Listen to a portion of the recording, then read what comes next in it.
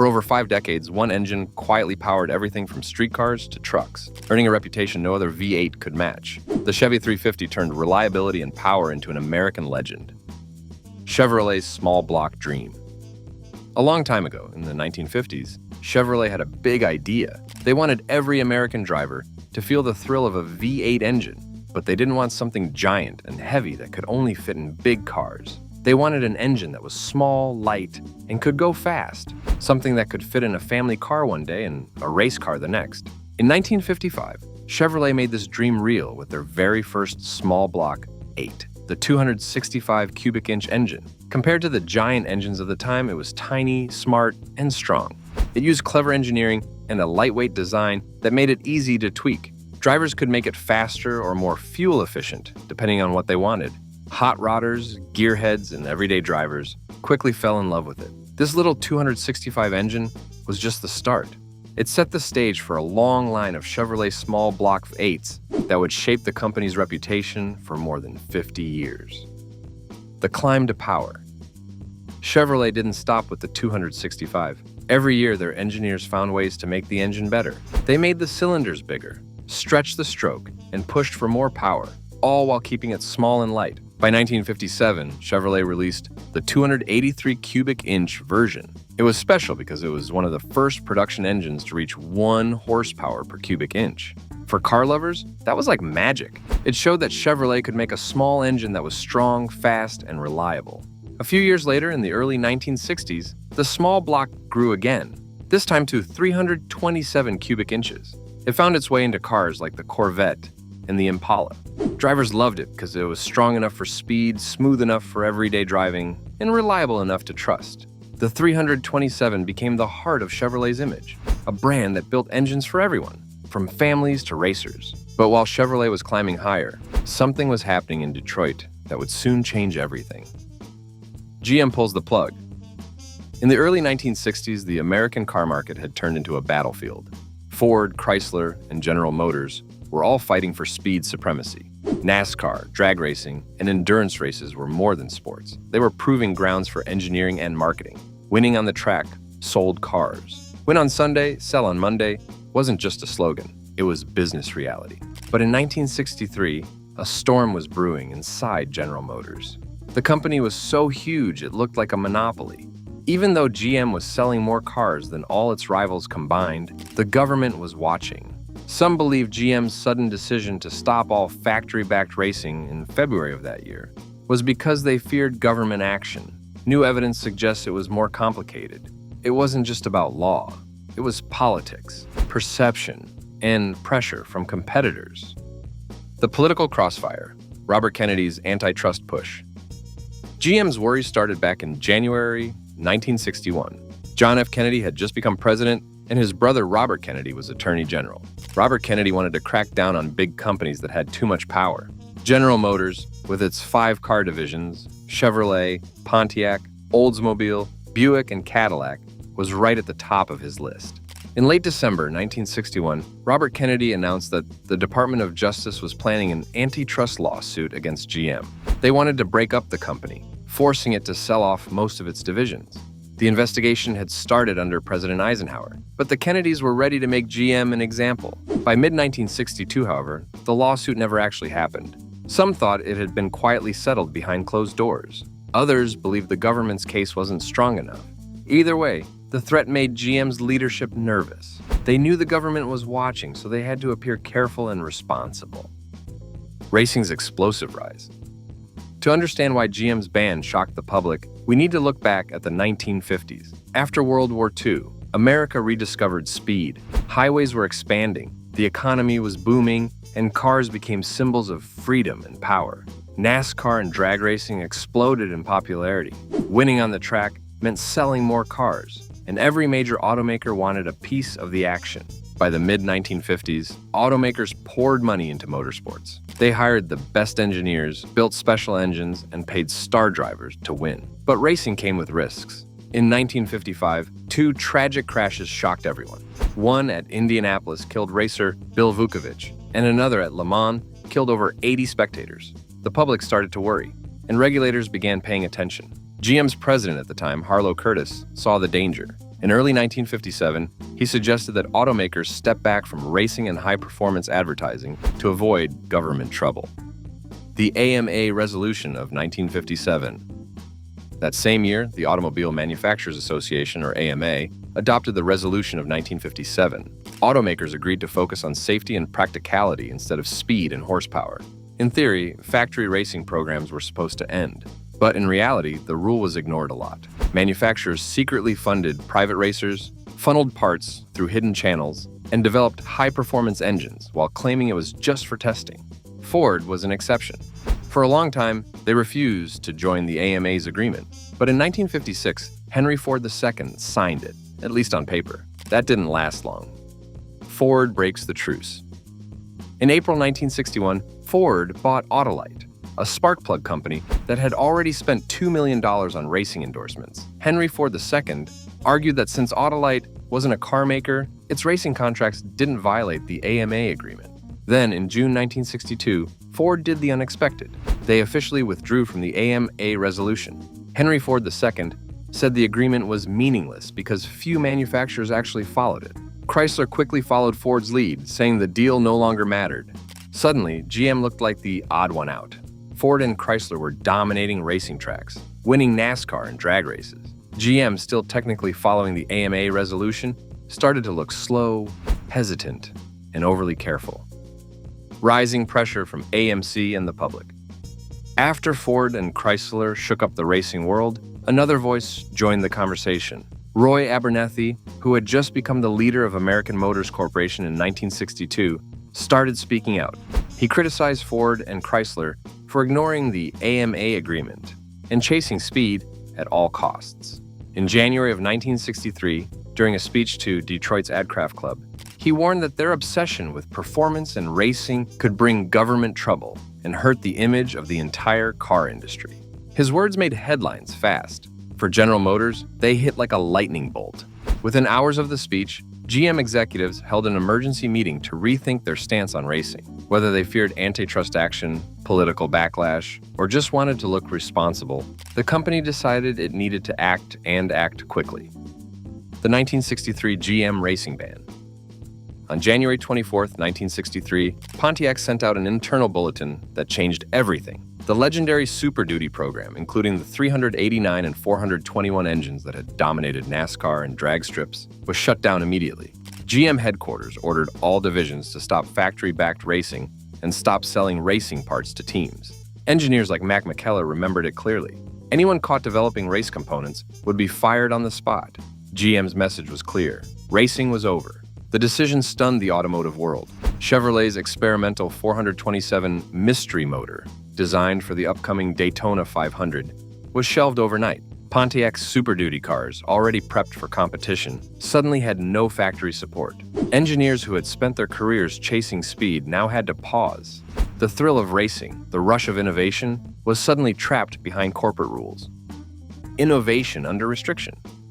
But GM's leaders underestimated their engineers. The spark of creativity could not be extinguished. Racing may have been banned, but the desire to make fast, powerful engines simply went underground. Engineers kept testing, refining, and building, quietly following the rules while pushing the limits of what was possible. Since race engines were off limits, the focus shifted to street engines. Around the same time, GM added another internal rule. No mid-size car could carry an engine bigger than 400 cubic inches. That meant the Chevelle, Camaro, and Nova were cut off from big block power. To many, this sounded like a setback, but Chevrolet's small block team saw it differently. It was a challenge to be clever. If they couldn't make engines bigger, they would make them smarter. They began fine-tuning the small block V8, testing bore and stroke combinations to find the perfect balance of power and efficiency. After years of experimentation, they discovered the sweet spot, a 4.0-inch bore and a 3.48-inch stroke. The result was remarkable. The engine had strong low-end torque, smooth mid-range power, and the ability to rev cleanly at high speed. It became the foundation for one of the most famous engines in history, the Chevrolet 350. The birth of the 350. In 1967, Chevrolet introduced the first 350 cubic inch V8 in the brand new Camaro, their answer to Ford's Mustang. Timing could not have been better. The Camaro needed an engine with real muscle that stayed just under the big block category, and the 350 was perfect. The debut version was rated at 295 horsepower, but it was more than just numbers. Its design made it smooth, flexible, and easy to drive. The wide power band meant it pulled hard from idle all the way to redline. It was tough, easy to modify, and could handle almost anything a driver threw at it. From the Camaro, the 350 spread like wildfire. It appeared in Corvettes, Chevelles, Novas, Impalas, and even pickup trucks. It became the engine that could do everything, a small block defining Chevrolet and American performance. Power that grew with time. By its second year, the 350 was already a star. Drivers could feel its balance the moment they pressed the gas pedal. Strong but not strained, smooth but not lazy, it fit perfectly in any car wearing a Chevrolet badge. The 350 cubic inch engine, about 350 cubic inch, was based on the same block as the older 327, but with a longer crankshaft stroke of 3.48 inches. This gave the pistons more leverage, increasing torque without forcing the engine to rev too high. Torque was its secret weapon, 380 pound-feet in the earliest version. The first generation, called the L48, was impressive. 295 horsepower made it competitive, even by today's standards, for a naturally aspirated, carbureted V8. But what made it special was balance. Drivers got the strength of a big block without the bulk. They could drive to work on Friday and hit the drag strip on Saturday, all with the same engine. When the Corvette got the 350, by 1969, the 350 had already proven it could power almost anything Chevrolet put it into. That same year, it replaced the old 327 as the base engine in the Chevrolet Corvette. The numbers told the story. In its 1969 Corvette form, the 350 produced up to 300 horsepower and 380 pound-feet of torque. It had a 4-barrel carburetor, a hydraulic camshaft, and that deep, throaty growl that made heads turn in every parking lot. Chevrolet's official numbers were conservative, but anyone who drove one knew it was stronger than advertised. The engine's 4.0-inch bore and 3.48-inch stroke made it mechanically ideal. This square setup, where the bore and stroke were almost equal, gave the engine smooth revving and perfect balance. It wasn't the loudest or the biggest engine, but it ran like a metronome. Mechanics loved it. Drivers became addicted. By the end of the 1960s, the 350 had gone from being just an option to becoming a cornerstone. It wasn't only powering sports cars anymore. It was appearing in station wagons, pickup trucks, and even boats. America had found a workhorse it could trust. The LT1. Then came 1970. If the L48 was the dependable heartbeat of the 350, the LT1 was its wild side. The LT1 took the basic 350 and turned every dial up. Engineers gave it an 11.0 to 1 compression ratio, a high-performance camshaft, solid lifters, and a Holley 4-barrel carburetor that flowed 780 cubic feet per minute. Even the intake manifold was made of aluminum, shaving precious weight. All this effort produced a mighty 370 horsepower in the Corvette and 360 in the Camaro Z28. It was the same engine, but Chevrolet liked to give the Corvette a little extra credit. It was the crown jewel, after all. The LT1 didn't just make power, it made personality. It revved hard, screamed through its high-flow exhaust, and demanded attention. Tuned correctly, it felt like a racing engine that had somehow earned permission to drive on public roads. In NASCAR form, it proved its strength by producing over 425 horsepower. For a short, shining moment, the 350 LT1 embodied everything great about American V8s. Raw power, honesty in engineering, and a sound that could make a grown man grin like a child again. But the glory days couldn't last forever. By 1972, the winds had shifted. New government emissions rules, insurance restrictions on high-power cars, and rising fuel prices forced every carmaker to change. Engines had to be detuned, compression ratios dropped. Carburetors were adjusted for leaner fuel mixtures. The 350, like every other V8, saw its numbers fall. The once proud LT1, which had made 370 horsepower just 2 years earlier, now made only 255 horsepower in net form, a rating that accounted for real-world accessories and exhaust systems. The engine hadn't lost its strength, it was just playing in a smaller sandbox. Yet Chevrolet engineers refused to let the 350 die. They kept experimenting, tweaking, and modernizing. They learned to meet emissions rules without destroying performance. Through the mid-1970s, the 350 became the quiet hero of Chevrolet. It It was still in Corvettes, Novas, Caprices, and even C/K pickup trucks. Some versions made as little as 145 horsepower on paper, but the torque remained strong, and the engine remained bulletproof.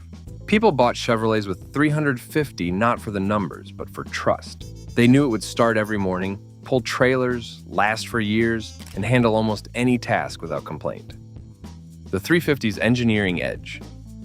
Part of that trust came from clever engineering. Every 350 shared its DNA with the rest of the small block family, giving it incredible parts compatibility.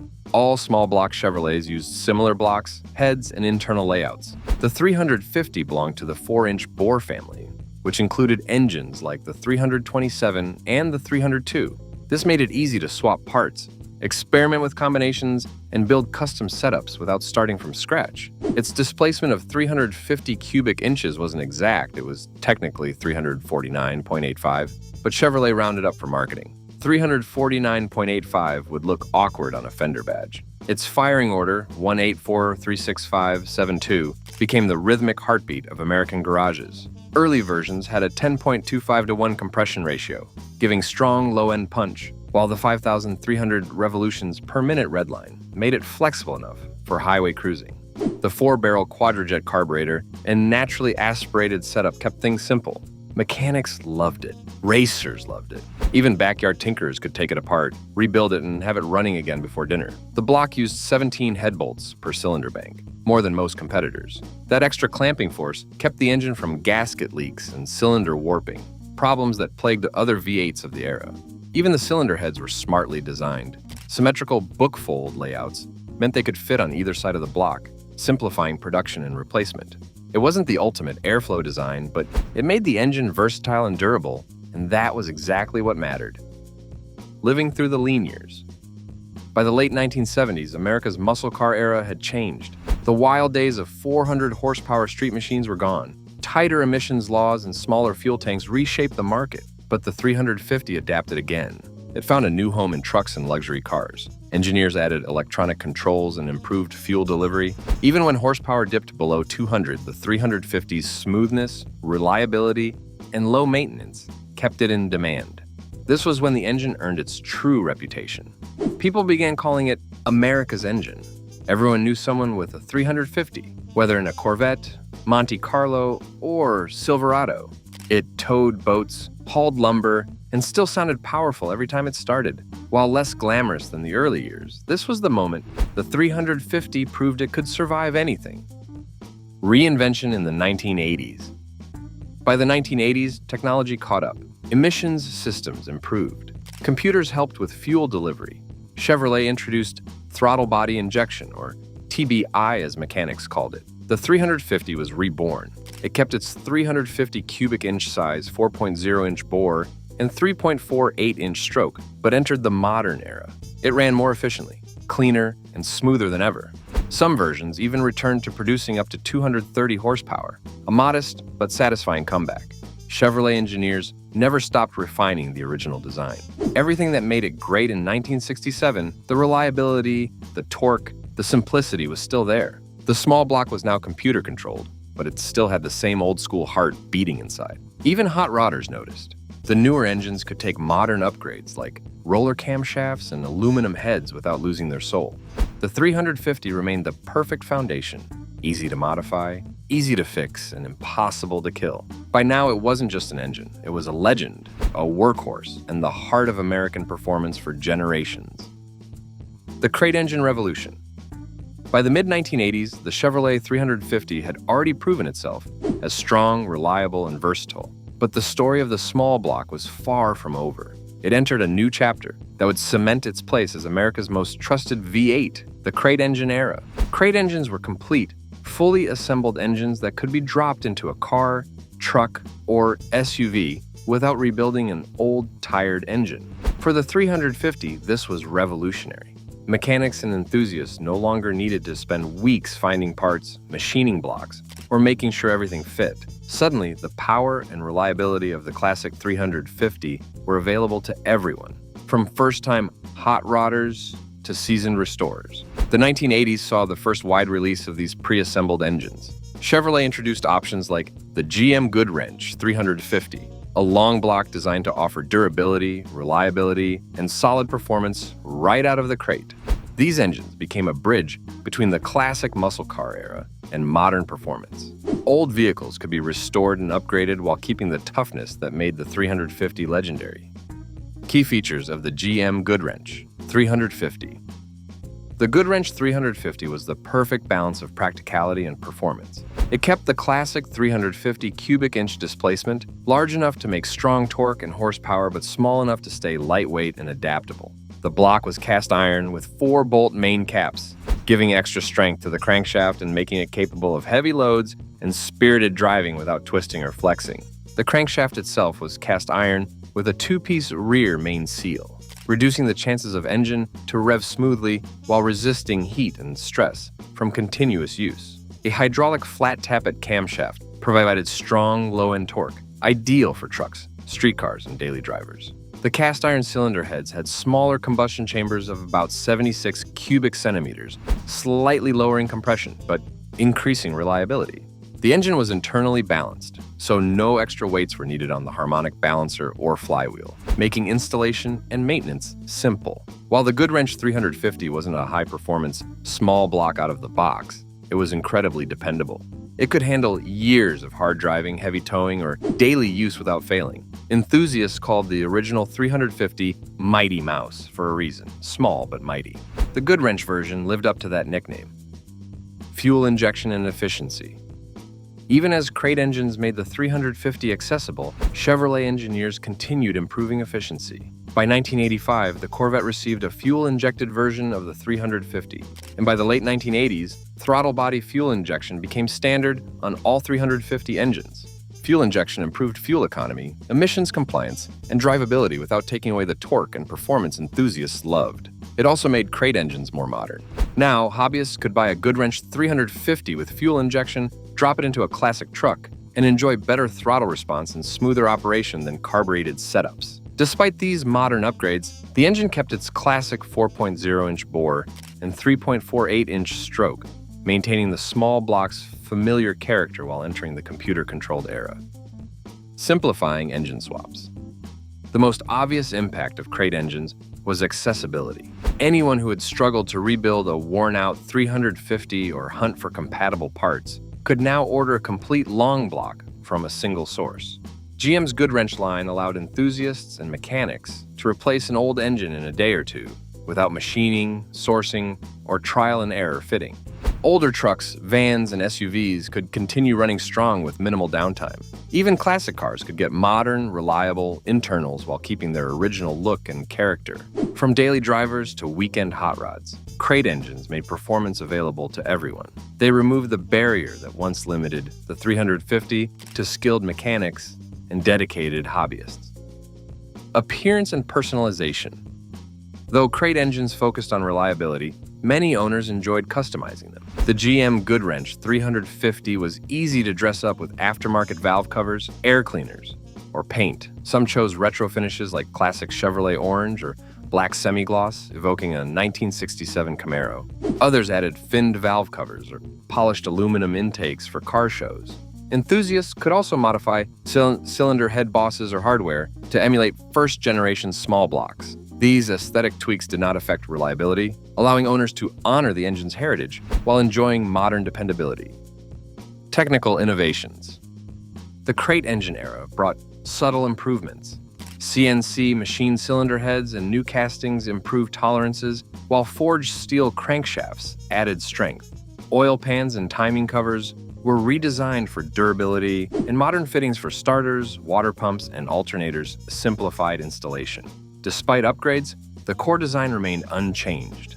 90-degree V8 layout, hydraulic camshaft, and proven bore and stroke combination preserve the 350's essence. Performance upgrades like roller cams, aftermarket heads, and EFI systems could be installed without re-engineering, keeping the engine versatile and reliable. The impact on popularity. Crate engines gave the 350 a second life. Classic cars could run strong without expensive rebuilds. Hot rodders, mechanics, and hobbyists could restore, experiment, or upgrade vehicles easily. The Goodwrench 350 reinforced the small block's reputation as reliable, adaptable, and endlessly modifiable. GM's LS engines. But as the automotive world evolved, Chevrolet's engineering ambitions were shifting. By the late 1990s, Chevrolet had created something entirely new, a small block called the LS engine. It was lighter, faster, and more advanced than the classic 350. GM wanted more power, better fuel efficiency, and modern features that could keep up with the times. The LS engines had aluminum cylinder heads, coil-on-plug ignition, and advanced fuel injection. Unlike the 350, which used a cast-iron block, push rods, and carburetors, the LS could breathe better at high RPMs and deliver more horsepower consistently. It was designed for modern cars, trucks, and performance vehicles alike, showing that small block evolution was still alive. The first LS1, introduced in 1997, produced 345 horsepower at 5,600 revolutions per minute and 350 pound-feet of torque at 4,400 revolutions per minute. It outperformed nearly all late-era 350s and could rev higher without losing durability. Its design included a deeper block skirt for strength, long-runner intake manifolds for strong low-end torque, and powder-forged connecting rods. Engineers focused on weight reduction, rigidity, and performance consistency, making it perfect for modern vehicles that demanded more than the classic 350 could provide. Advantages of the LS. Switching from the 350 to the LS brought many benefits. The LS engines shared parts across the lineup, making maintenance and upgrades easier. Crankshafts could be swapped between models. Aluminum or cast-iron blocks were available depending on the application, and bore spacing was uniform at 4.4 inches. The pushrod layout stayed compact, allowing it to fit in tight engine bays, but improvements like better airflow cylinder heads, coil-on-plug ignition, hyper-eutectic pistons, and 6-bolt mains made the LS stronger and more capable under stress. While the 350 was simple, reliable, and easy to fix, it could not match the LS in horsepower per pound, airflow efficiency, or modern fuel injection adaptability. LS engines could easily reach over 400 horsepower with minor tuning, whereas a stock 350 typically stayed under 370. This new capability caused GM to gradually phase the 350 out of new cars and trucks by the year 2000, signaling the end of an era for Chevrolet's classic small block and production vehicles. The 350 survives, and even as LS engines dominated, the 350 did not disappear completely. It lived on as a crate engine. Enthusiasts, hot rodders, and mechanics still wanted it for restorations, classic trucks, and custom builds. GM continued producing Goodwrench 350 long blocks through the 1990s and into the 2000s. These crate engines preserved the original features: 350 cubic inch displacement, cast iron block with 4-bolt main caps, hydraulic flat tappet camshaft, cast aluminum pistons, and cast iron cylinder heads, with roughly 76 cubic centimeter combustion chambers. The 350 remained simple, easy to install, and reliable. Builders could drop it into classic C10 pickups, early Corvettes, or any project car without worrying about electronics or complex tuning. It was a familiar, serviceable V8, offering decades of proven performance. This accessibility meant that even newer mechanics or first-time restorers could enjoy a classic small block without needing extensive experience. The 350, in many ways, became a bridge between the muscle cars of the past and modern restoration culture. Official discontinuation and rebirth. The 350 officially left new vehicles in the year 2000, but the story did not end there. In 2020, GM brought it back as a service replacement engine under the GM Genuine Parts brand. These modern versions included Gen 1 for trucks, vans, and SUVs from 1987 to 1995, and Gen 1 E light-duty and heavy-duty options for 1996 to 2002. The reintroduced engines featured updated manufacturing, including CNC machined cylinder heads and block castings, forged steel crankshafts, and improved oil pans and timing covers. Yet the core design stayed the same: internally balanced, mechanically simple, and reliable. Builders could install the engine without special tools, enjoy the familiar bore and stroke, and maintain a classic V8 experience while benefiting from modern machining tolerances. This ensured that the 350's spirit remained intact, even as technology moved forward. Coexistence with the LS. The LS engines excelled in modern vehicles, offering higher horsepower, lighter weight, and advanced technology. They were faster, more efficient, and built to integrate with fuel injection, emission systems, and computer controls. But the 350 stayed relevant in restorations and aftermarket builds. Its simplicity, ease of installation, and proven reliability made it perfect for enthusiasts who wanted dependable power without electronics or complex tuning. Builders could use the 350 in daily drivers, trucks, hot rods, and classic cars. It offered a platform that was easy to modify, repair, or upgrade. The LS might have replaced it in factory vehicles, but the 350 remained a go-to choice for classic car fans, mechanics, and hobbyists who valued mechanical simplicity and durability. This coexistence allowed the small block to maintain a presence in garages and workshops, even as new vehicles move forward with advanced engines. The legacy continues. The story of the 350 alongside the LS series shows how GM balanced old and new. LS engines brought modern power and efficiency, while the 350 preserved reliability, simplicity, and versatility. Continued as a crate engine, it allowed restorers and hot rodders to rebuild, swap, and upgrade classic cars easily. Even today, it remains a favorite, powering hot rods, trucks, and project cars with straightforward, dependable performance. While LS engines offer speed and tech, the 350 keeps the heart and soul of Chevrolet's classic V8 alive, proving simplicity and reliability endure. If you loved learning about the Chevy 350, hit like, share your favorite memory in the comments, and subscribe for more automotive stories.